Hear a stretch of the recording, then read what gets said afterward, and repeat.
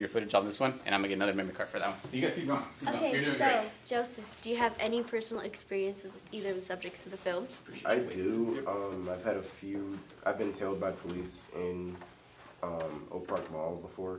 There was one time where I was with. I don't want to be judgy, but it was a lot of my white friends, and I was the only black person in the group. So I don't know why they chose to tail me, but it was this one time I went into Foot Locker, and I just went to look at shoes for maybe 5-10 minutes. Came out, and next thing I know, I'm looking behind me over and over and seeing a police officer. At least one every time. I don't remember their names, but it was annoying because they didn't really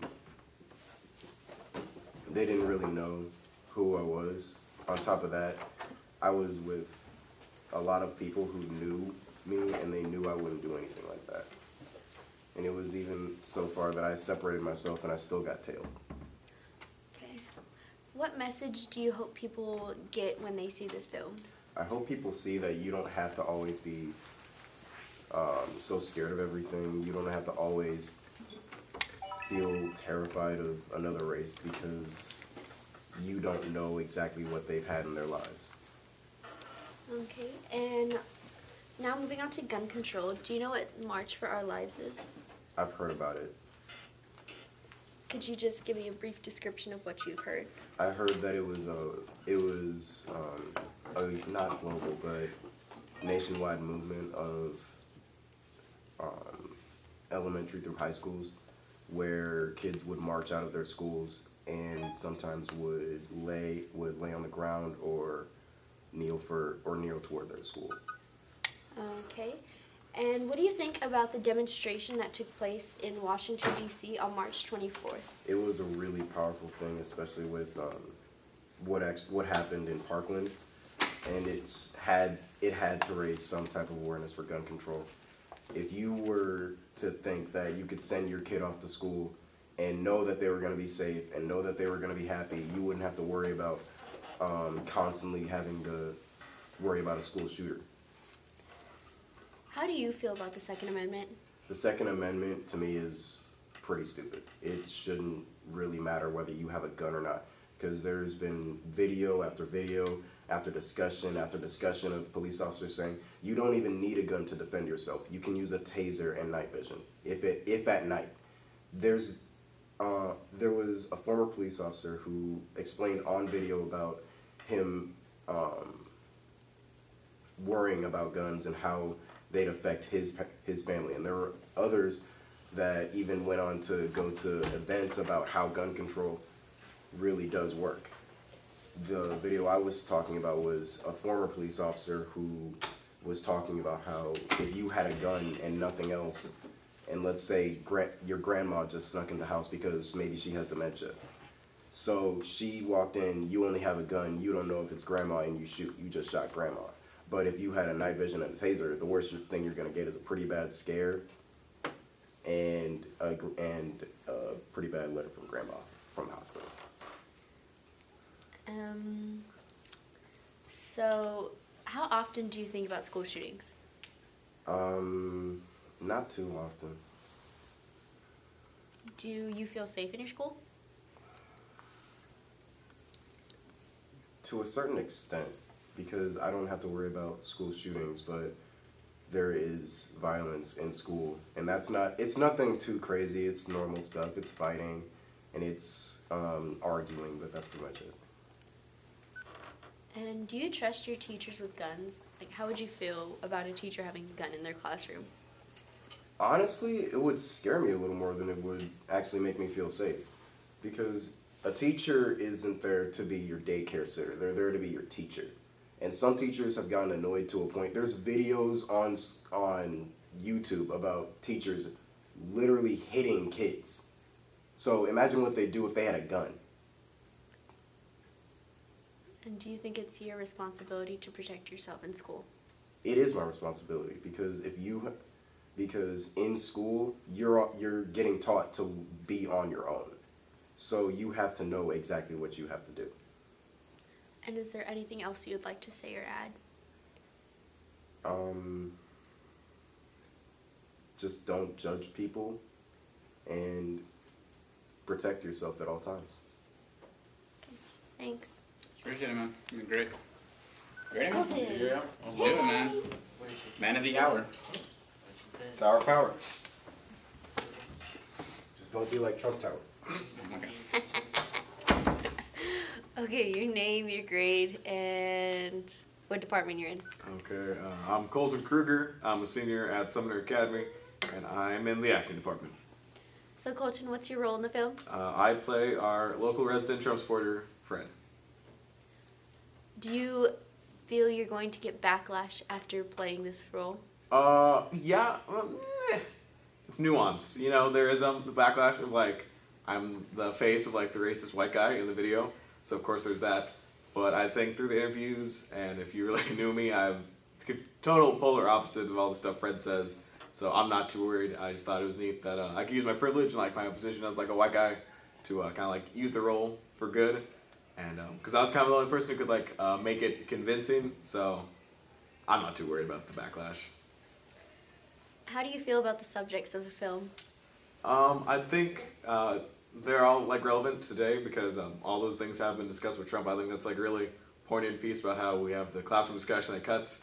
Trump is saying the exact same things. Like you think, man, this seems like there's no way people could be saying this is outrageous, and then you see Trump is up there and he's saying the exact same things. You're like, wow, it kind of grounds it. Like out of context, this stuff seems crazy, but for some reason it gets a pass when Trump says it.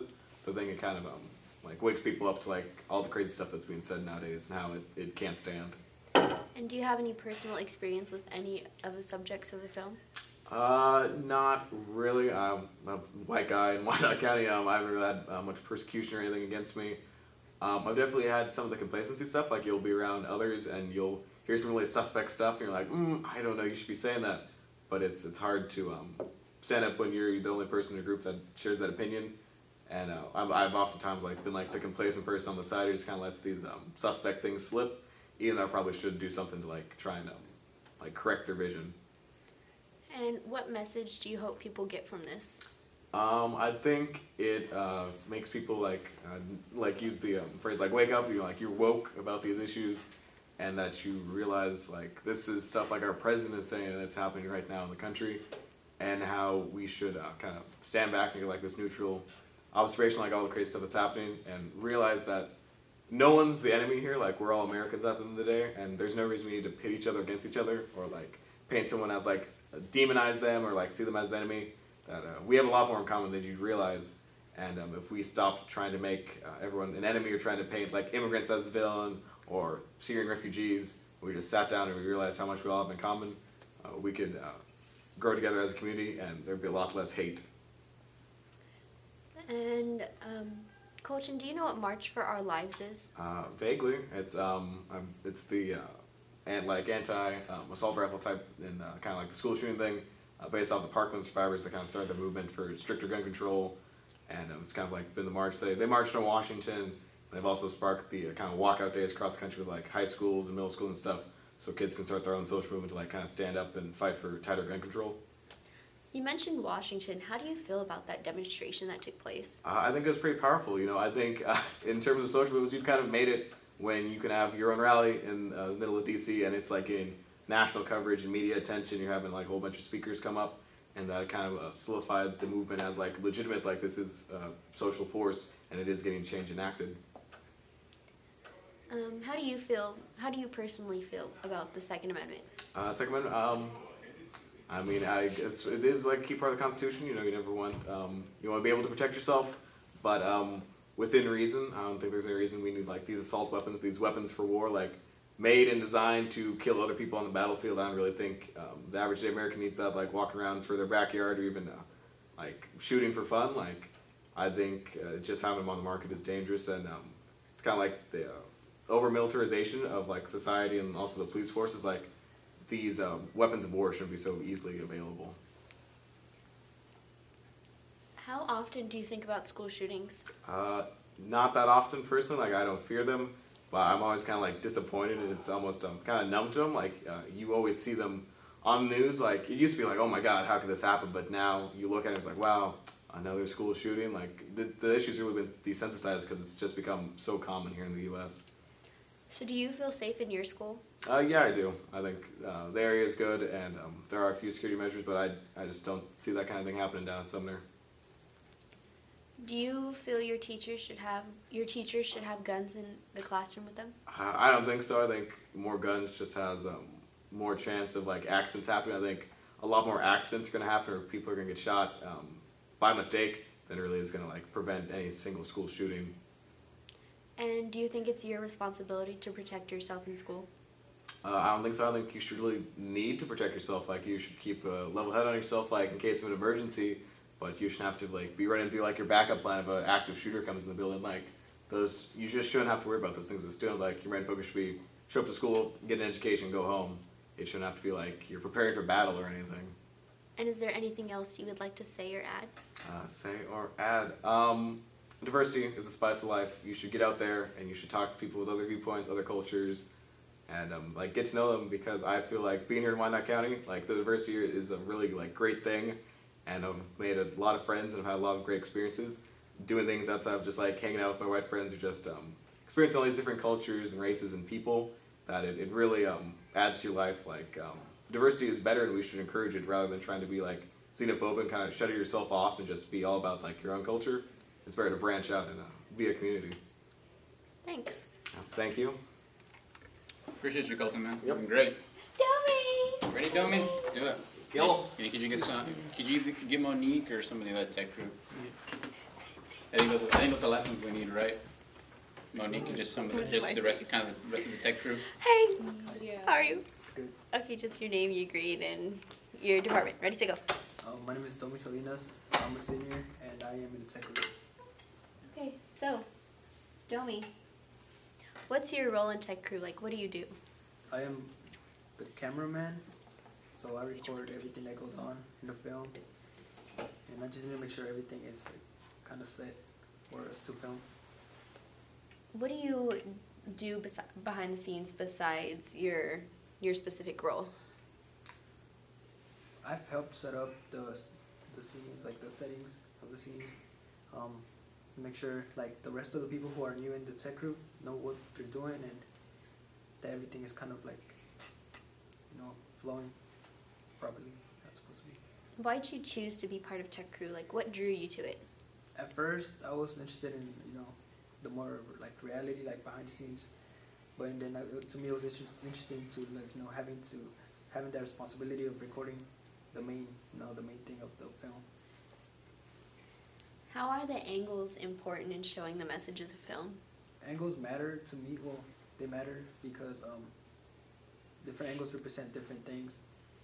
Like saying something serious like might be more of a close-up thing, or something like dangerous. Like it cannot have the same effect with different angles. And how many years have you been part of tech crew? This is my second year. And how do you feel about the topics of the film? This topic? Yeah. This film? I think it's very important, mostly because of all things that are going on in society today that are very relevant, and I think it's a very powerful topic to film. Do you have any personal experiences with any of the subjects of the film? No, I think for me, just like, being an immigrant and coming from an immigrant family, being afraid of hiding and not speaking out, I think that's the most relevant I can get to, or relate to that subject. Can we keep going? Or? Okay. So, now, what message do you hope people get from the film? I think from the film, I hope that people learn to speak up for others, because that's what it's mainly about, speaking up for others, not just staying quiet until like something happens to you. Yeah. Because that's the end of the regular ones. Yeah, just for now, because I think Cynthia needs to make some announcements real quick. Yeah, so Thanks, Dome. because a lot of people are leaving, but we want to make sure that we have things for next week. So how many of you need a ride for next week to Arts Tech? That's next week? Yeah. Yes. Oh my god. Yeah. Yeah. So because there's limited space for the transportation. I can drive. So okay. So who needs a ride? That's what I need to know. Christian, you need a ride? No, I'm not going. I gotta go to school. I'm going something to the school. I'm doing something in school right now. Okay. So I gotta go. So do you need a ride? Aaliyah, do you need a ride? I don't